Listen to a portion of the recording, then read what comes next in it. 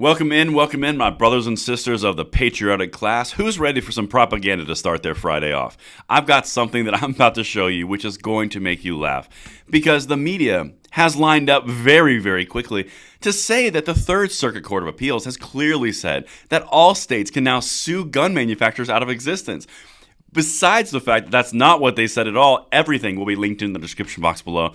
And send this out because this is a very perfect example of extreme propaganda to justify their causes. And that is what we're going to break down today.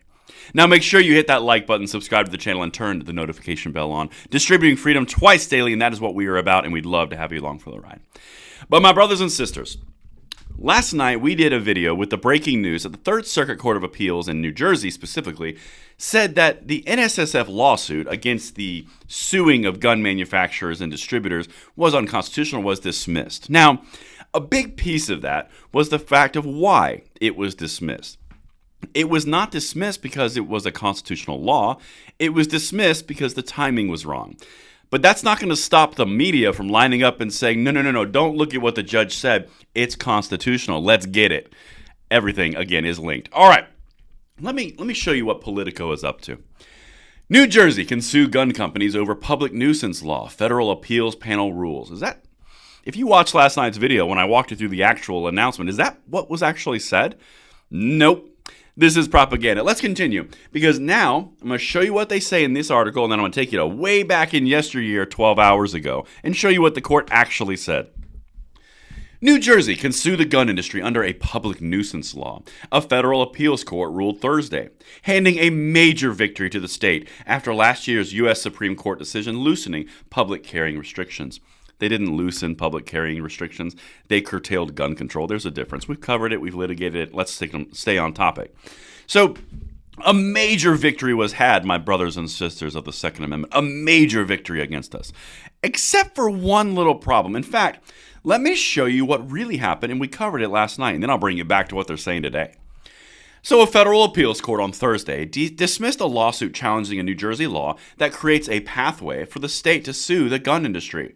A 3-judge panel in the U.S. Court of Appeals for the Third Circuit ruled the lawsuit be brought by the National Shooting Sports Foundation, a firearm industry trade association, was filed too early.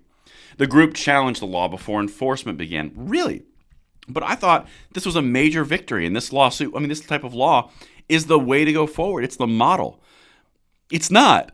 Let's continue. I got a couple more things for you. Then we'll go back to now. Quote, but we see little evidence that enforcement is looming because the foundation has jumped the gun. Its challenge must be dismissed. Circuit Judge Stefanos Bibas, a Trump appointee, wrote for the panel. The law, which passed last year, enables New Jersey's Attorney General to sue entities that manufacture, distribute, sell, or market gun-related products if they contribute to a public nuisance. Again, there's that timing piece. Here's one more thing the judge said, then we'll go back to now. Pre-enforcement challenges are unusual before it was enforced. To bring one, the plaintiff must show the stakes are high and close at hand. Normally, that means constitutional rights are at issue. Those rights are threatened by significant penalties, and those penalties might well be imposed, as shown by past enforcement in similar situations or some other evidence of the threat, Bibas wrote. So now, does that sound like they handed the New Jersey Attorney General a massive victory against us? Or does it sound like the procedural timing was wrong and NSSF has standing, specifically since the original law was enjoined in the first court case? It's almost like these people are searching for a victory out of the weeds. Anyway, now let's go back way in the future of 12 hours from when that first one was published, and we're back to now. The Third Circuit Court of Appeals' dismissal of a challenge brought by the NSSF last year comes as New Jersey and other states look for novel ways to balance public safety with gun rights under the High Court's June 2022 ruling of the Bruen decision. So it's a novel way to approach the gun violence problem, and clearly they were handed a tremendous, monumental victory, even though it wasn't a monumental victory for their law at all. It was literally a procedural, this is not the right time, come back when they do it.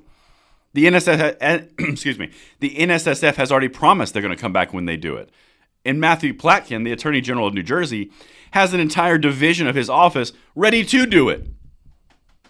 This is not the way Politico is putting it forward. But let me show you this last piece as more evidence of what I just said.